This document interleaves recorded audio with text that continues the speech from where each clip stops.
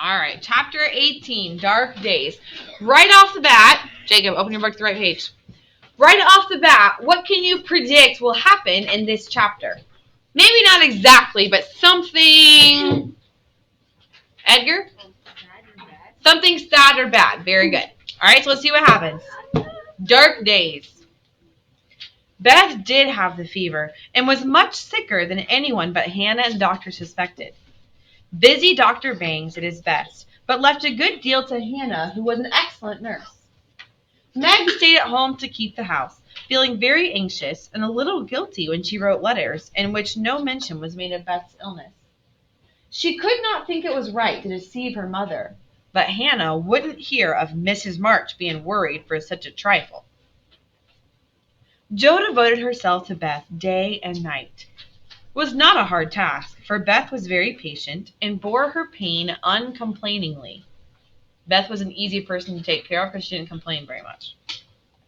But there came a time when, during the fever fits, she began to sing in a hoarse, broken voice, to play on the bedspread as if it was her beloved little piano. There was a time when she did not know the familiar faces around her and called imploringly for her mother. Then Jo grew frightened. Meg begged to be allowed to write the truth, and even Hannah said she would think of it, though there was no danger yet.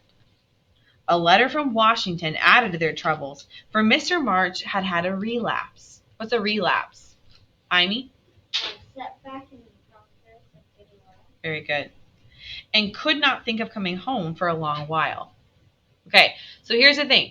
Beth was doing okay, but there were times when the fever would get so bad that she would have hallucinations. She would imagine things. She would be kind of like imagining things that weren't there. She was calling out for her mother, even though if she was not sick, she would have remembered that she wasn't there. It was kind of messing with her mind a little bit, which was scary for the girls. They thought, oh, she'll have scarlet fever, she'll get a little sick, and then she'll get better. But it was apparently getting pretty bad. Okay? Now, on top of that, they got a letter from Washington saying that Mr. March, who had been getting better, he was getting worse again. Okay? And he wouldn't be able to come home for a very long time. Yes? So it's almost like Beth is almost like sort of like handicapped right now. Yes, because she's sick. So one time my neighbor, who's only a baby, his fever went to 106. Oh, what's... And so he had to go to urgent care, and he got those sometimes. Yeah. Oh, he got there in time? And then he sometimes got like little magical. He sometimes what? He got like little magical, like squeaking things. Oh, like Okay, gotcha. Okay. Yeah, it can get pretty bad. And remember, they have not told Mrs. March about Beth's illness. Why? Talked about this yesterday. Edgar? So she doesn't get worried. She can't come home anyway, right? Even if she knew it wasn't going to change anything, she would just be worried. So instead, they're not telling her unless they really, really, really have to. Okay? How dark the days seemed now. How sad and lonely the house. And how heavy were the hearts of the sisters as they worked and waited, while the shadow of death hovered over the once happy home. It was only then that Meg felt just how rich she had been in things that were more precious than any luxuries money could buy. She was rich in love, protection, peace, and health, the real blessings of life. Brian, stick your head up. It was then that Jo learned to see the beauty and sweetness of Beth's nature and to acknowledge the worth of Beth's unselfish ambition to live for others and of her simple virtues, which all should value more than talent, wealth, or beauty. And Amy, in her exile, what's exile? Matthew? Forced removal from one's home. Mm-hmm. Longed to be at home, that she might work for Beth, remembering with regret how many neglected tasks those willing hands had done for her. Lori haunted the house like a restless ghost, and Mr. Lawrence locked the grand piano because he could not bear to be reminded of his young neighbor. Why does Mr. Lawrence lock the piano? Jacob? Because Beth may not make it. Everyone missed Beth. The milkman, the baker, the grocer, and the butcher inquired how she was doing. The neighbors sent all sorts of comforts and good wishes, and even those who knew her best were surprised to find how many friends shy little Beth had made. Meanwhile, she lay on her bed with old Joanna at her side, for even in her wandering she did not forget the ragged little doll. She was full of anxiety about Joe, sent loving messages to Amy, and often begged for pencil and paper to try to say a word to mother and father. But soon even these intervals of consciousness ended, and she lay hour after hour tossing to and fro, mumbling incoherent words. What are incoherent words? Ian? Not being, you're not able to understand what she's saying. Very good. Dr. Bangs came twice a day. Hannah sat up all night. Meg kept a telegram on her desk, all ready to send off at any minute, and Joe never stirred from Beth's side. Why did Meg have a telegram ready to go at any instant? Micah? Because if it were to get really bad and they needed to tell their mom, she had it already written so that she could immediately send it. Very good. If things were to get really bad, she had a letter already written to her mom, explaining what was going on, that she could send right away. Yes. Oh. And now I noticed I just raised my hand to answer the same question. The 1st of December was a wintry day indeed, and the year seemed getting ready for its death. When Dr. Bangs came that morning, he looked long at Beth, held the hot hand in both of his own for a minute, and laid it gently back down, saying in a low voice to Hannah, "If Mrs. March can leave her husband, she better be sent for." What does that mean? Luke? Beth's probably going to die. Hannah nodded without speaking, for her lips twitched nervously. Meg dropped down into a chair as the strength seemed to go out of her limbs at the sound of these words, and Joe ran to the parlor, snatched up the telegram, and throwing on her things, rushed out into the storm. She was soon back, noiselessly taking off her cloak, when Laurie came in with a letter saying that Mr. March was mending again, meaning he was getting better. Joe read it thankfully, but the heavy weight did not seem lifted off her heart, and her face was so full of misery that Laurie asked quickly, "What is it? Is Beth worse?" "I've sent for Mother," said Joe, tugging at her rubber boots with a tragic expression. "Oh, good for you, Joe. Did you do it on your own responsibility?" asked Laurie, as he seated her in the hall chair and took off the troublesome boots, seeing how her hands shook. "No, the doctor told us to." "Oh, Joe, it's not so bad as that, is it?" cried Laurie with a startled face. "Yes, it is. She doesn't even know us.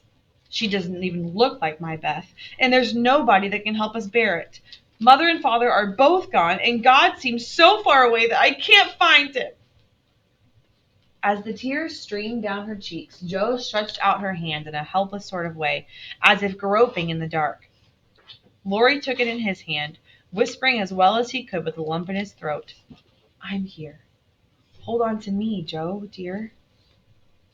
She could not speak, but she did hold on, and the warm grasp of the friendly human hand comforted her sore heart, and seemed to lead her nearer to the divine arm which alone could uphold her in trouble.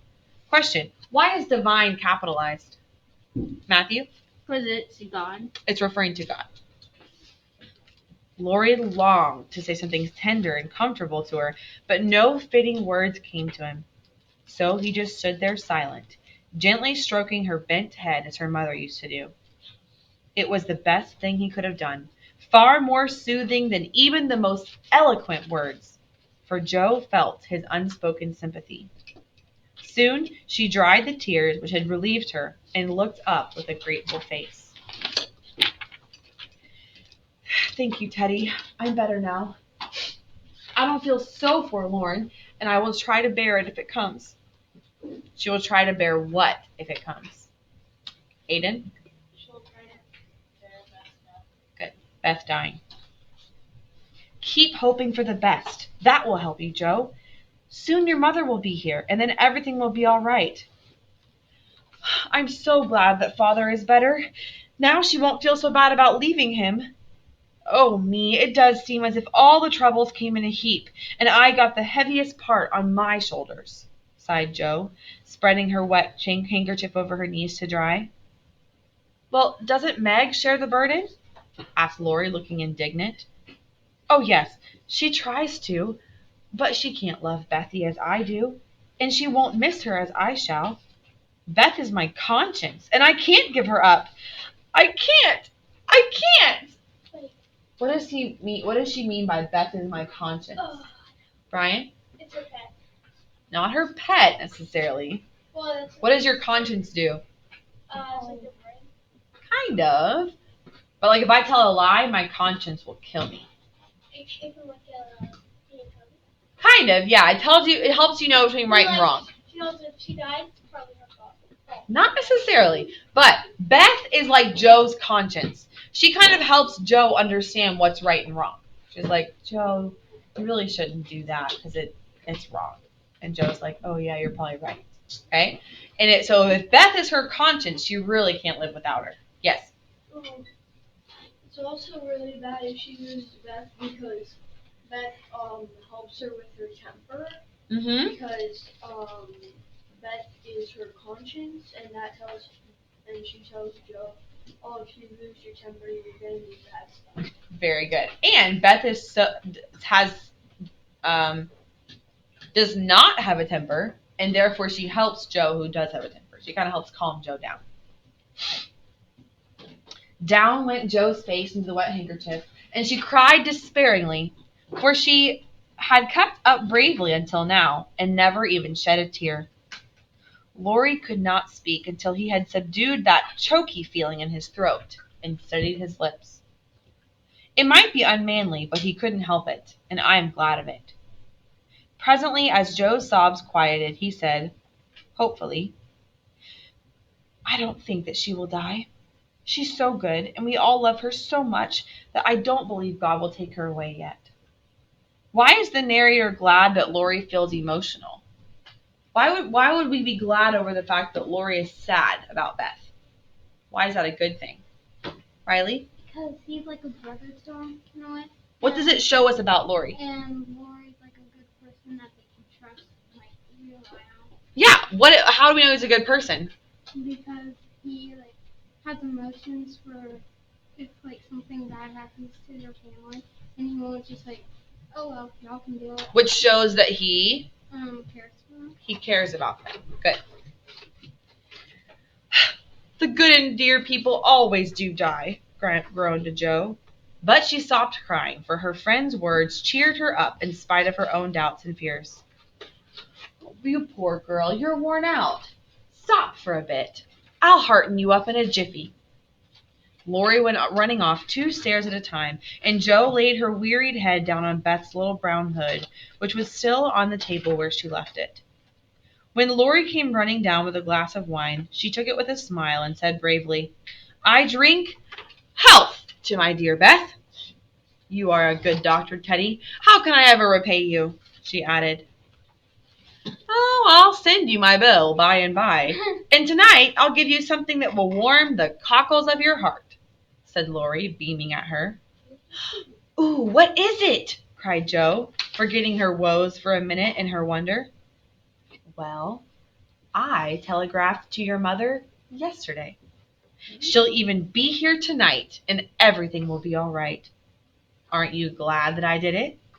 Lori spoke very fast, turned red and excited all in a minute, for he had kept his plot a secret. What had Lori decided to do on his own? Brian? Can't go back with them right because he couldn't take it anymore. Yep, couldn't take it anymore. He said, Mrs. March has to know. Turns out it's a good thing he did, because now she'll be home earlier than when Joe sent her telegram. That make sense? Joe had sent her telegram that day, expecting her mother to arrive home maybe the next day at the earliest. But since Lori had already messaged her the day before that, now she'll be here tonight. Much sooner than she would have been if Lori hadn't said anything. Joe grew quite white, flew out of her chair, and amazed him by throwing her arms around his neck and crying out joyfully, Oh, Lori! Oh, Mother, I'm so glad! She did not weep again, but laughed hysterically and trembled and clung to her friend, bewildered by the sudden news. What does this word mean, bewildered? Jacob? Amazed, happy, kind of like almost thrown off, like so happy you don't know what to do. Lori patted her back soothingly and followed it up by a bashful kiss or two. Not like that. Which brought Joe around at once. She put him gently away, saying breathlessly, "Oh, don't. I didn't mean to. It was dreadful of me, but you were such a dear to do it that I couldn't even help flying at you and hugging you. Tell me all about it." "I don't mind," laughed Lori as he settled his tie back down. "Why, you see, Grandpa and I were getting fidgety, for we thought Hannah was overdoing this authority business and that your mother ought to know. She'd never forgive us if if anything happened, you know. So off I pelted to the office yesterday, for the doctor looked very sober. Your mother will come, I know, and the late train is in at 2 a.m. I shall go for her, and you've only got to keep Beth quiet till that blessed lady gets here." "Oh, Lori, you're an angel! How shall I ever even thank you?" "Fly at me again. I rather liked it," said Lori, looking mischievous. Like, give me another hug. It's okay. "No, thank you. Don't tease, but go home and rest, for you're going to be up half the night." "Oh, bless you, Teddy, bless you," Joe said as Lori departed. "Well, that's the interferingest chap I ever see, but I forgive him," said Hannah with an air of relief when Joe told the good news. What does she mean by interferingest? It's not really a word, but what does it mean when you interfere with something? Micah? You kind of got in or messed up. Yeah, you kind of got in the way of or messed something up. Why, he's the most interferingest chap I ever saw, but bless him for it. Meg had a quiet rapture, okay, almost like just this feeling of like, I don't even know what I'm going to do. While Joe set the sick room in order and Hannah knocked up a couple of pies. A breath of fresh air seemed to blow through the house, and everything appeared to feel the hopeful change. Even Beth's bird began to chirp again, and a budding rose was discovered in the window. Every time the girls met, their pale faces broke into smiles as they hugged one another, whispering, "Mother is coming, dear. She's coming." Everyone rejoiced but Beth. She laid there in that heavy stupor, as if unconscious of all hope and joy, doubt and danger. It was a piteous sight. That once rosy face so changed and empty, the once busy hands so weak and wasted, and the once pretty, well-kept hair scattered and rough and tangled on that pillow. All day she lay so, only rousing now and then to mutter, "Water," with lips so dry they could hardly shape the word. All day Joe and Meg hovered over her, waiting, hoping, and trusting in God and Mother. All day the snow fell, the wind raged, and the hours dragged by, but night came at last, and the sisters looked at each other with brightening eyes. The doctor had said that some change, for better or worse, would probably take place about midnight, at which time he would return. Hannah, quite worn out, fell fast asleep at the foot of the bed. Mr. Lawrence marched to and fro in the parlor, feeling that he would rather face rebels than Mrs. March's face as she entered. Lori laid on the rug, pretending to rest, but staring into the fire. What is the overall mood of the March household that night? Brian? It's like exciting and like terrible sometimes. It's a lot of waiting almost. Very good. A lot of waiting. Waiting for a good thing, as in Marmee coming home, but also waiting that nothing bad happens to Beth. So very, almost like torturous. Lots of waiting, lots of unknown, lots of questions. The girls never forgot that night when they kept their watch with the dreadful sense of powerlessness which comes to us in hours like those. "If God spares Beth, I never will complain again," whispered Meg earnestly. If God spares Beth, I'll try to love and serve him all my life, answered Joe with equal determination. I wish I didn't even have a heart, it aches so bad, sighed Meg after a pause. If life is often as hard as this, I don't see how we ever shall get through it, added her sister despondently. Here the clock struck 12, and both forgot themselves in watching Beth. The house was as still as death, and nothing but the wailing of the wind broke the deep hush as a pale shadow seemed to fall upon the little bed. An hour went by, and nothing happened, except Laurie's quiet departure for the station. Another hour, and still no one came, and anxious fears of delay in the storm, or accidents on the way, or worst of all, a great grief at Washington, haunted the girls. What is the great grief at Washington that they're worried about? It's haunting them. Micah? If their father died. Okay? They're waiting all night long. Marmy's supposed to be coming home. Beth is either going to take a turn for the worse and probably die, or she'll make a turn for the better and start to heal. Tonight. This night. They're waiting for Marmy to get home. What if she got into an accident? What if father died right before she left and she can't come home? All these things are just waiting. They can't do anything. They're just waiting and waiting and waiting. That must have felt like the longest night of their life. It was past 2 when Joe, who stood at the window, thinking how dreary the world looked, heard a movement by the bed. A dreadful fear passed coldly over her as she thought, Beth is dead. She was back at her post in an instant, and to her excited eyes a great change seemed to have taken place. The fever flush and the look of pain were gone, and this beloved little face looked so pale and peaceful that Joe felt no desire to weep or lament. Leaning low over the dearest of her sisters, she kissed the damp forehead and softly whispered, Goodbye, my Beth. Goodbye. Hannah started out of her sleep, hurried to the bed, looked at Beth, felt her hands, listened to her lips, and then exclaimed under her breath, The fever's turned away. She's sleeping natural. Her skin is damp, and she's breathing easy. Oh, praise be given! Oh, goodness me! Yo. Before the girls could believe this happy truth, the doctor came to confirm it.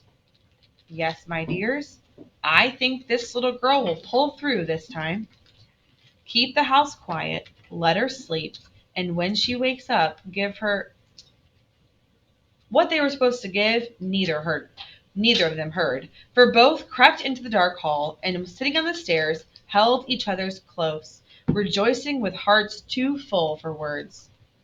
When they went back to be kissed and cuddled by faithful Hannah, they found Beth lying, as she used to do, with her cheek pillowed on her hand, the dreadful pallor. What's a pallor?